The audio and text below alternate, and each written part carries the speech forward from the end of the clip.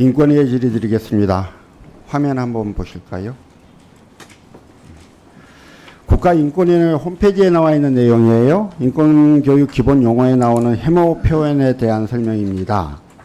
어떤 집단에 대한 차별과 적대감을 말이나 글, 상징 등을 통해 표현하는 것. 이게 혐오가 맞죠? 상임위원님? 네. 예.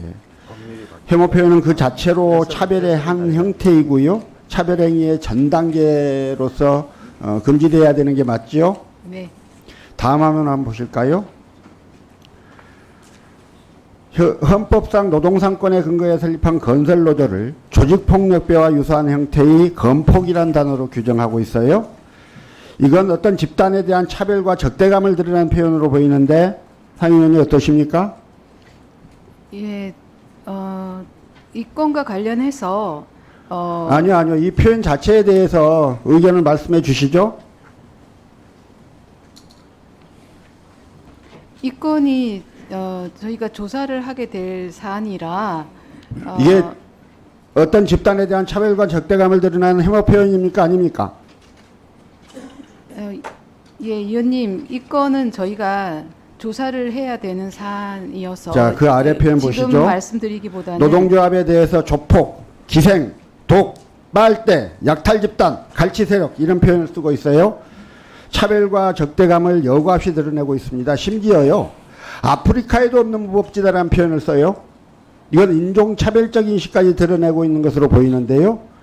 이 표현들 윤석열 대통령하고 원희룡 국토부 장관 발언이에요. 그거 아십니까?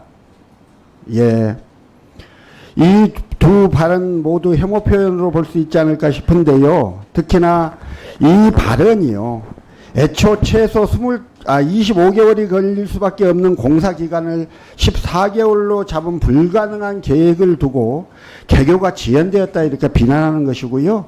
현행법과 단체협약에 근거해서 근로시간 면제 제도를 두었더니 그게 돈을 뜯는다고 표현한 것이에요.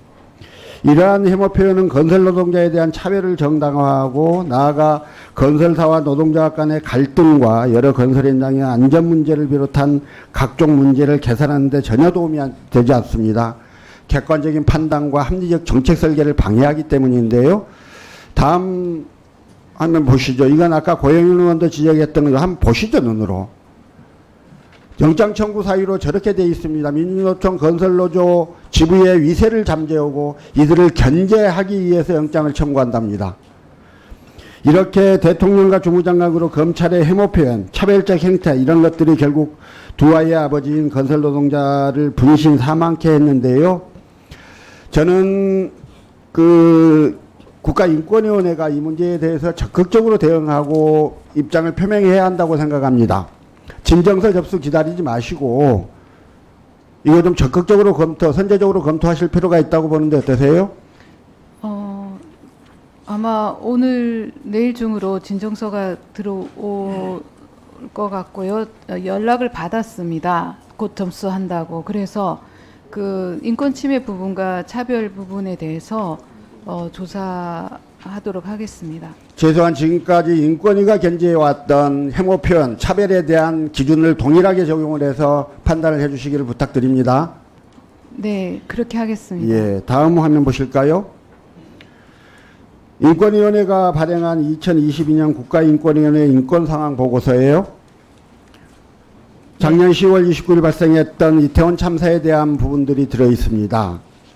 2022년 이태원 참사와 관련해서 재난 참사의 예방 단계, 발생과 수습 단계, 진상조사와 회복 단계 등 각 단계에서 여러 가지 문제점이 드러났다 이렇게 지적을 하고 있어요. 이 내용 잘 아시죠? 네, 잘 예. 알고 있습니다. 정부는 마땅히 인간의 존엄성과 생명권 등 국민의 기본적 인권을 보장하고 재해를 예방하고 재해 위험으로부터 국민을 보호할 의무가 있는 것이죠. 네. 그러면 인권위가 보시기에 정부의 이태원 참사 전후로 사회적 재난과 참사에 대응하기 위해 적절한 노력을 기울이고 있다고 보십니까? 그 점과 관련해서 위원회는 작년 11월에 이 인권 침해와 관련해서 국가가 책임을 인정하고 후속 조치를 하라고 위원장 성명을 통해서 발표를 했습니다. 그리고 올해 3월에는 재난 피해자 권리 보호를 위한 인권 가이드라인을 마련해서 정부와 지방자치단체 등에게 권고를 하였습니다. 예, 그러나 그 권고에도 불구하고 정부의 태도는 전혀 달라진 것 같지가 않습니다. 그래서 이 이상민 행안부 장관은 탄핵 심판을 받고 있는데 이 과정에서도 여전히 자신의 책임을 부인하고 있고요. 이로 인해서 희생자와 유가족 분들의 고통이 더욱 가중되고 있습니다. 정부가 나서지 않으면 인권위원회라도 희생자와 유가족의 의견을 듣고 적절한 시민적 지원을 통해 참사와 재난의 고통을 덜 수 있도록 노력할 필요가 있다고 생각하는데요. 어떻게 생각하십니까? 예, 검토하겠습니다. 인권위원회가 국가 인권 상황에 대한 평가에 그치는 것이 아니라 그러나아가 적극적 노력을 통해서 인권을 보호하는 기구로서 위상을 좀 확립했으면 합니다. 앞으로 그렇게 해주시겠습니까? 예, 노력하겠습니다.